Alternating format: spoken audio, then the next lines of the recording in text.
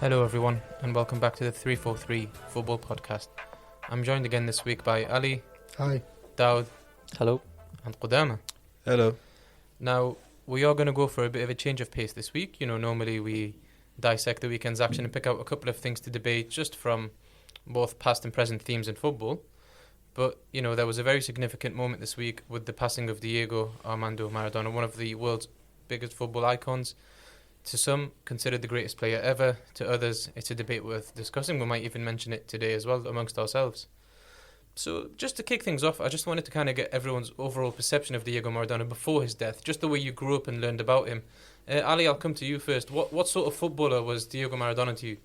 Well, first of all, I never really watched Maradona, but with having an older brother and cousins telling them about Diego himself and how he was as a footballer, he was like a fallen angel. He had a bit of the angel and devil in him, and it's really hard to talk about it because you could see in the infamous World Cup game against England, does something really bad, and then 5 minutes later makes up of pure magic. Yeah, I mean, definitely there's an enigma of a figure there, isn't there, with Maradona? Dan, Mhm. like, what was your sort of kind of perception of him growing up? Yeah, again, we were all of the same generation. We never really watched him week in, week out, and we couldn't really do that given the era of football he played in. You know, things weren't as readily available. I think, I tried to cast my mind back. When did I really first hear about Maradona? And I think it was when Messi was starting to gain prominence in the football world. It kind of coincided with me starting to really take a, active interest in football. And as Messi rose through the ranks of, of the world, started to capture the world's attention, a lot of people started to draw those comparisons to Maradona. And that's when I first started to realize, like, oh, who's this guy? Everyone's talking about like the greatest of all time, and through there, I learned about him and his, personality. Yeah, I mean, I feel like Maradona kind of belongs in a... with America, how they've got the Mount Rushmore with the faces of the presidents. Mm-hmm. If there was a football equivalent to that, you would have Pele, you would have Johan Cruyff, and you would have Diego Maradona. In terms of the past figures, of course, now in present day, you could definitely add Messi and Ronaldo to that list. But when you and the other thing for me is that my exposure to Maradona was always what he did in an Argentina jersey, even though, of course, his achievements with Napoli are very, very kind of renowned. But he didn't really have the whole, how Messi's got the super club Barcelona always at the top thing. I don't think you can associate Napoli with that type of status. Maybe it was when he was a player, to be fair, the way he elevated them. But on top of that as well, it's the type of player that he was. Because for me, I don't know what your kind of personal preference is for a footballer, but for me, if you talk to me about an exceptional dribbler, forget about the goals, but just the flair and the skill and the low centre of gravity, that's my favourite type of player, hands down. So For sure. although I didn't watch him live week by week, which I would love to have done, I have a feeling that if I was born in a previous generation, he probably would have been my favourite player, to be honest. And so that. What about you, Daud? Can we take a bit of your perception on Maradona? I think I'm the small minority of people that probably didn't like Maradona as much as a person. His antics on and off the pitch, his general demeanour was really off-putting. Growing up to associate the magical beauty he was that of a footballer, him dribbling the way he did against England in that World Cup match, and it was just heartbreaking to see. Obviously, he took away the dreams of the English fans at the time, and that actually cemented more dislike for him. Actually, another thing that cemented it even more was how he used to gloat over it. Famously, in one of his interviews, he said he thanks England a lot for his goal with his foot, with his head, and with his hand. And obviously gave him one of the best goals he's ever scored in his whole career. And I think that really cemented him for me, and where I've not always liked him. Obviously, there's been a lot of controversy, a lot of things going on and off the pitch after he retired. But I think all of us on this table will have to agree he was an absolutely amazing footballer, probably one of the best ever, at least in modern times. Yeah, I mean, let's talk about how amazing he was. We'll go straight into we would say the main piece of his career, which was the 1986 World Cup and also the quarter-final against England. Now, I remember when we did the International Break podcast and I said about Zidane turning the game on its head against England. This was an even better example of it in a more pronounced stage. and the manner of which he equalised with the hand of God, and the manner of which he won the game with the fantastic dribble goal. I think it kind of shows you the sides of great players, that it's not just about their technical ability, but their willingness to do whatever it takes to win. So I think Maradona kind of epitomised that within that game, wouldn't you say? No, for sure. That game shows what Maradona was. Even in England, they call cheating. With people in South America, Messi's used his hand to score a goal before. So Suarez to defend the goal from going in, that's the mentality he had. Yeah, there's a cultural aspect to it, isn't it, in Yeah. South America, where they don't actually consider it cheating in the same sense of the word that we would use it here in Europe. And definitely, What did the class it as then? I think they class it as cunning. Well, that's Like the that's dark the word arts. he used himself. I The was dark watching- arts, basically, that's Yeah. what it is. It's duping your opponent basically into gaining an advantage within the parameters of the game itself, so to speak. So very Like, he's not like- unsportsmanlike. It is unsportsmanlike, and Peter I don't think Shilton they said would. it. I think we would classify it as that, but I don't think they would. I think to them it's fair game, so to speak. And it's interesting to look at it, to try and put ourselves in their shoes and try to see how they approach the game of football. Obviously, we'll always have that bias and see it as unsportsmanship, and definitely would never even condone it from our own teams to gain an advantage that way. But I think the funny thing about it is, even though he did that handball and everyone hated him for it in the West, in Western Europe, it's like that every time you watch that goal of the century, as it was dubbed, and you just kind of forget it. It's not even that, it's the hand of God moment, and it's the standout in the game, but it's also not as prominent. Like, what I take from that game is that goal of the century. Yeah, I mean, one thing I did want to kind of mention, so in the lead up to what happened, there's been a lot of interviews with Peter Shilton, the goalkeeper that he beat that day. Now, a lot of Peter Shilton's bitterness still remains, and I think it reflects a lot of the nation. There are actually some people who are giving it the let it go kind of treatment to Shilton, but does he not deserve criticism for though he was beaten in the air by such a short player as well? Yeah, for sure. First of all, that goal made Shilton. Nobody knew who he was outside of England, let's be honest. Yeah. He's 6'2" at least. Maradona's 5'4" at best. And he just jumped in the air, go, Maradona! And he scored with his hand. Yeah. That's Shilton's fault. And Shilton's nowhere near as revered as a Gordon Banks, for example, is he? Like that is. To be fair though, Shilton wasn't jumping as much, and you would assume that But that's someone that's wouldn't put their criticism. someone wouldn't put their hand as far as Maradona did.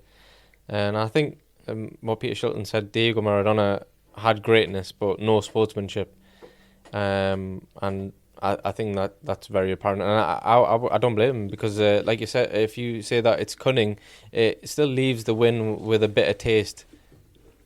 I guess I get what you're saying, but I wouldn't go as far as to say he had zero sportsmanship. I mean, he showed time and time again that he embodied the sporting spirit of Argentina, man. I think the biggest difference that people always, when they draw those naturally where they draw those comparisons to Messi, and they say, is Messi the greatest of all time? Is Maradona the greatest of all time? The difference is that Maradona carried the spirit of Argentina, so to speak. Mm-hmm. He didn't maybe reach the footballing peak that Messi has reached, but he managed to galvanize the nation at a time of turmoil, brought them home a World Cup, and for that, I don't think Messi will ever be seen as bigger than Maradona back in Argentina.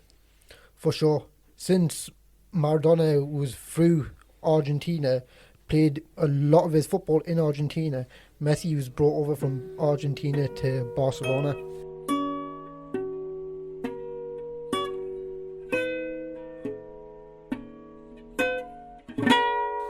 Now, just bringing the topic back to Maradona and his World Cup achievements, I've just been having a quick look at the squad list for the 1986 World Cup. Now, one criticism of Messi has been that he hasn't been able to win a trophy with Argentina, be that the Copa America and the World Cup. He made 3 finals in a row in terms of Copa America and World Cup together. But did Messi actually underachieve? Because did he have a better supporting cast to win with Argentina compared to Maradona? Look at the 86 World Cup. I'll read out the list of names and you tell me if you even know who this player is, never mind have a judgment of their quality. You've got a forward called Sergio Almiron, Sergio Batista, Riccardo Barcini, Claudio Borghi, Jose Luis Brown, Daniel Passarella, George Burchuga, Nestor Clausen, Jose Luis This is not going to end well. Cachufio, Maradona himself, the captain of the squad, aged 25 in 86.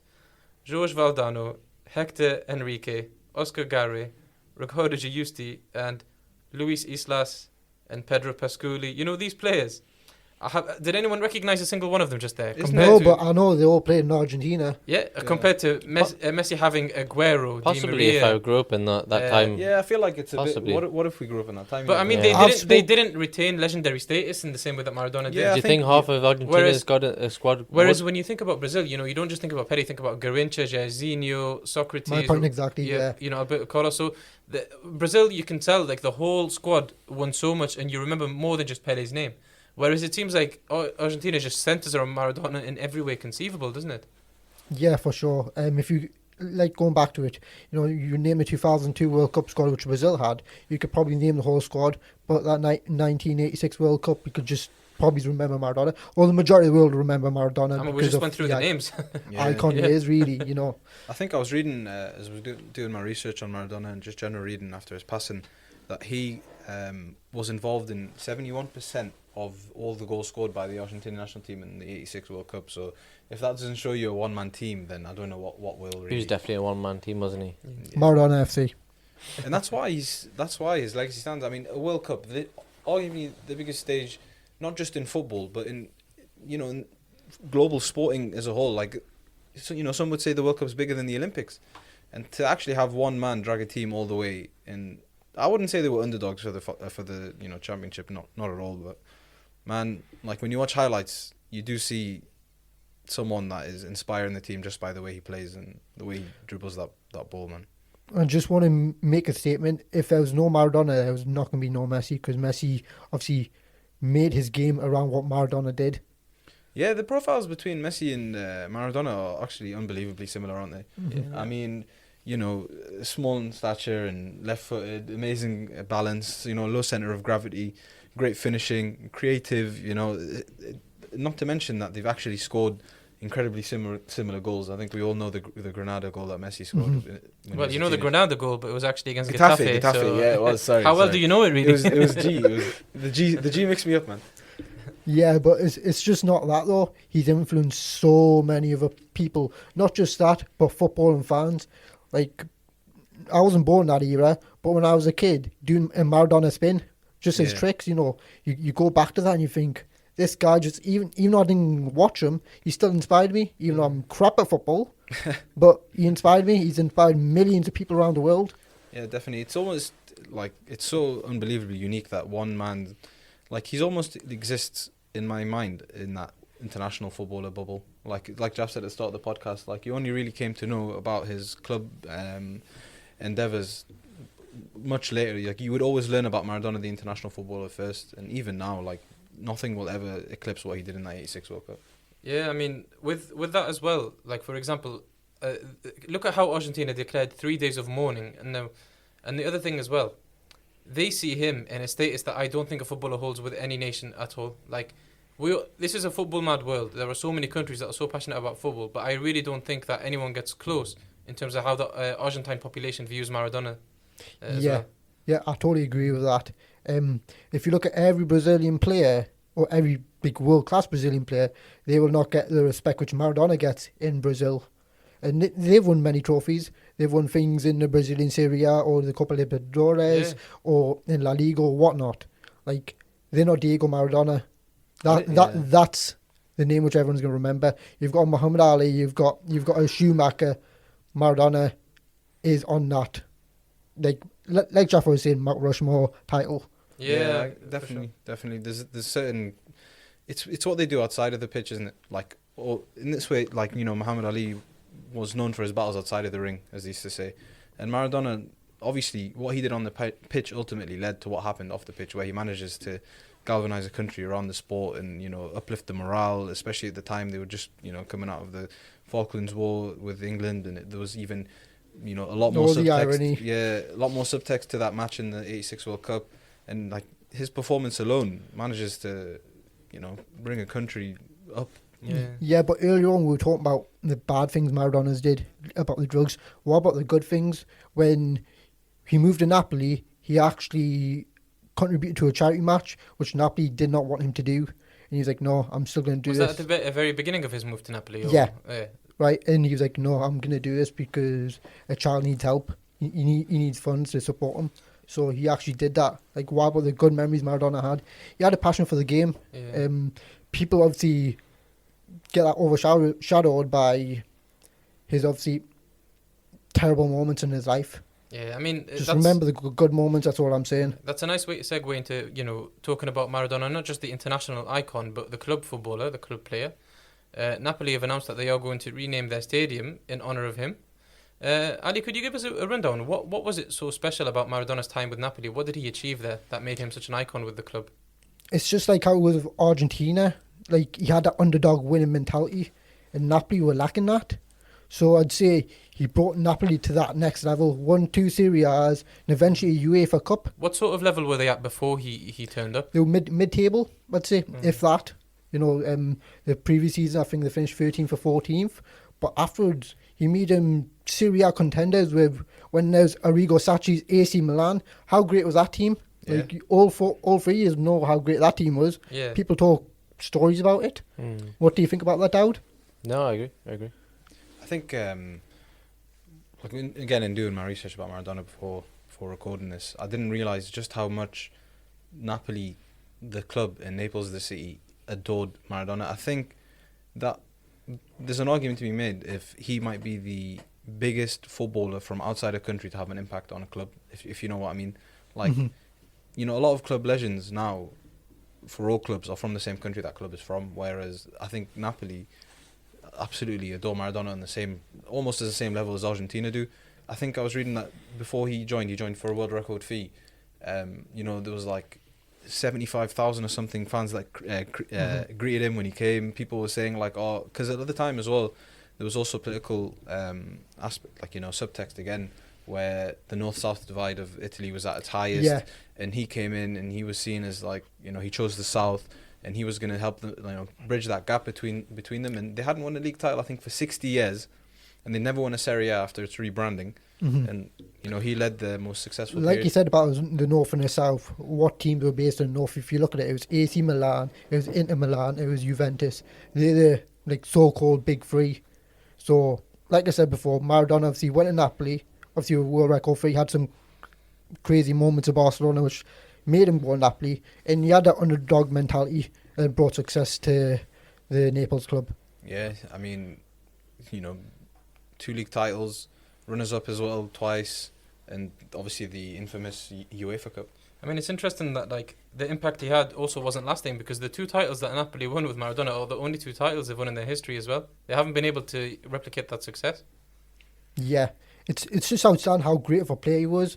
Not just as a footballer, maybe he doesn't have the beautiful records that Ronaldo goes for, Messi goes for, but he had one hell of an impact on that club. Yeah, but in terms of the modern day comparisons of how good a footballer is versus back then, do you think we are too focused and obsessed about the stats and the goal numbers compared to just, winning and being great and performing well? Or do you think that it's actually the other way around? Because we have such an access to data now, and because players are compared on a week-by-week basis, or he was terrible this week, he's finished, he has to respond the next week and score some goals. Are the players who actually maintain a level of consistency now a lot better than players back then because there's more pressure on them to do so? It's a bit of both. Obviously, there's no more stats, but the footballers are more professional, run stricter diets, and they have to keep an eye on themselves. If they're not 100% fit and healthy, they're taking out the squad straight away, aren't they? You go back to the 70s and 80s. You used to drink beer on a regular basis and turn up to a football game and win or lose. That's how football was then. Plus, you need to remember, the football pitches now are a lot more better than they were 30 years ago. And the footballs were a lot harder to control, and you'd get a lot more injuries as well. And a lot more tackles, Yeah. No, the aggressive and violent nature of the way the defenders were back then. Gary Lineker said that when he was having a tribute to him as well, and the way he used to control the ball back then was by far one of the best dribblers, the best ball technique. I don't know what to call it, but he just had a way with the ball that nobody else could have. It's an interesting point you've made there, actually. I've never really thought about it, but it is almost like a consequence of the information age. I mean, Maradona played in the 80s and 90s. The internet was just about to become a thing. And then, you had your .com rush in the early noughties and stuff, and now everything is just about data. Like, in stats are a big part of that. I mean, everything, like, the footballing world took a while to catch up to that. I mean, how recent is it that you start to hear about those like XG stuff and how much a player is, actually outputting on the field in terms of numbers, not just what you can see with the naked eye. But it's also been exacerbated by having Messi and Ronaldo in the same era. I mean, we've got access to all this data, and then you've got these two freaks that are putting in insane numbers that makes it even worse. So now we just look at football through that lens, whereas maybe we should sometimes just take a step back from the screen and just watch a player. I mean, this is just my personal opinion, but I do actually appreciate the modern day players more than the old day players, because as much as there's a romanticism to learning about players you never watched, and they make up the folklore of football, and it has all this reverence that you get to admire. See, being fully aware of the context of a player's career, because the moment he started playing, you were already watching that team, and you're already watching him in his opening days. For example, I'll cite Mbappe, because everyone knows about Messi and Ronaldo now. But Mbappe bursting onto the scene like a seasoned veteran and just dominating games and making vital contributions. Could we imagine how we talk about Mbappe in about 10, 15 years' time when he's kind of slowing down near the end of his career? To me, I'll remember Mbappe as someone unbelievable. Of course, let's say he maintains this consistency and everything goes okay for his career. But whereas with Maradona, he might have had a couple of awful performances in a season, let down his team, let down his nation in a different tournament, but no one's going to remember that. No one's going to fix him because there wasn't 1,000 comments being made and a lot of slanderous so many videos recorded, or compilation videos on YouTube with him having the worst dribbles and nothing going for him. I know what you mean. I disagree with that. Why did Maradona obviously eventually go to drugs in if it wasn't the fame? No, but I think what he's saying I think you can't make that simplistic I think what Jeff's saying is the players from that bygone era benefit more in terms of their reputation and legacy and their induction into that folklore of football, as he's saying, because their highs are recorded and that's all we remember, whereas their lows they get swept under the rug. They're not talked about because they weren't recorded. We don't have that like HD footage of him, like of them making a tragic pass or missing a sitter. We just can't. We don't see it. Peter Shilton. I know what you mean, yeah, but that's part of someone else's highlight reel. I mean, I was looking when I was scrolling through his Wikipedia. I was like, this guy's done unbelievable stuff in a World Cup. What's he done in a Copa America? And then I went to check, and I was like, well, he's not really done much in South American, but it doesn't get talked about because it's just we don't live in that era.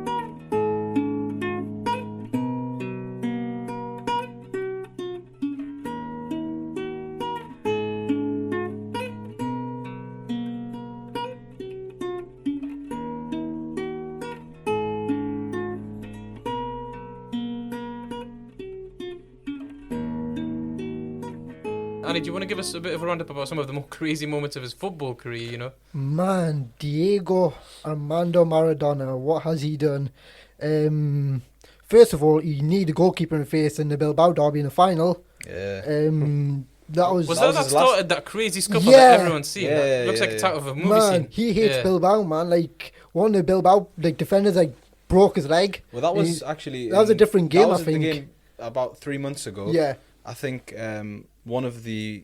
Well, I know I was watching an entire YouTube video about it, but basically the butcher of Bilbao... Yeah. I don't want to try pronouncing his name, but I will. Let's hear it. Andoni Goicoechea, basically. There we go, that's great pronunciation. A very Basque surname, a lot of consonants and X's, but basically he was dubbed as the butcher of Bilbao. Broke his ankle and basically snapped it in half in a game 3 months prior. So there was already that. Bilbao at the time were known as being a very physical team, very aggressive team. The Stoke of the Monday. Exactly, yeah. And then they played each other in a Copa del Rey final in front of the King of Spain, who was in attendance at that game, by the way. 100,000 fans. I think half of Spain actually watched it on TV. The game ends 1-0 to Bilbao. Maradona being goaded the entire time by the fans, being actually racially abused by the fans because of his Native American roots. And then, the game ends. He squares up to one of the Bilbao players. All hell breaks loose. Next thing you know, he's fighting. Keeper comes in. He knees him in the face. It's like tiny. Yes, knocks him out stone I'm cold. not kidding. Absolutely stone cold. Elbowed another player in the face, I think. Yeah. Or something like that. It's crazy. It's like, what the heck? Another one of his crazy moments was in the 2010 World Cup. He lines all the footballers up. Does everyone remember Red Horse or not? Yeah, it was Red Horse. Yeah, That it was one of their basically training that. It's like, methods. what the heck is going on with this guy? And then there's another moment in the World Cup where he's like, I think one of what you call it, it's not coming to my head right now. But Teammate. No, it wasn't teammate. It was. This is crazy. What did they do? Ball boys.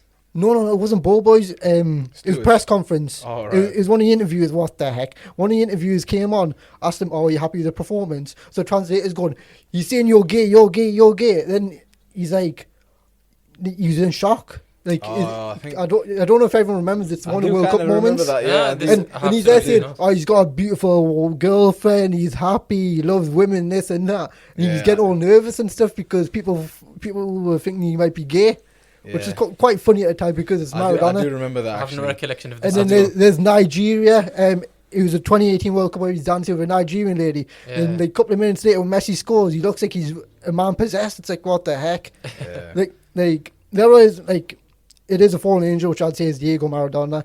He had the good in him whilst playing football. That's when he was the happiest. But he did some crazy things off the pitch. Yeah. You know, I'd say he's the Crazy things equivalent. on the pitch as well. And do you know Yeah. that you On know, the pitch side as well. what I he don't know did if in you've that seen the Bilbao video. game, ultimately, like, it wasn't just a brawl that like everyone forgot about after a while. That actually is what directly led to his Move to Napoli. Move to Napoli. The director of Barcelona at the time was like, "I'm done with Maradona. What you do, you guy? You've just embarrassed us in front of the King of Spain. You know, 100,000 people in attendance. You know, you've just knocked out their keeper cold like it's some sort of MMA fight." And that was what led to him going to Napoli. So it's interesting to think if he didn't have that, like, you know, like the history is, you know, defined by those small moments. Like, say he didn't ever had that fight, he wouldn't have went to Napoli, wouldn't have, you know, led their decisions. It's just one chapter in the colourful life that is Maradona's, man.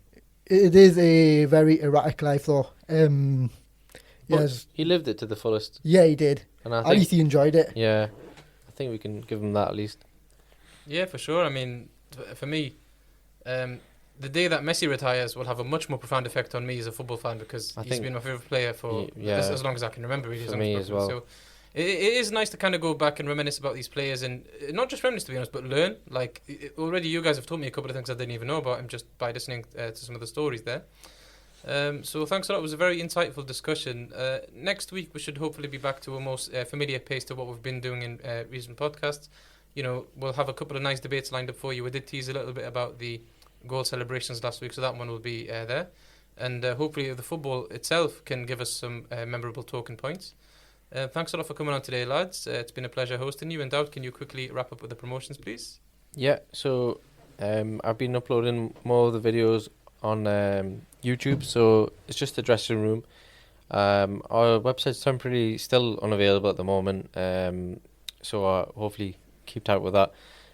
Also, obviously, follow our Instagram, the TD Room 9, our Twitter, which is the same, and we're available on Apple Podcasts, Google Podcasts, Stitcher, and any other mainstream platform. So yeah, thank you guys. Thank you. Cheers.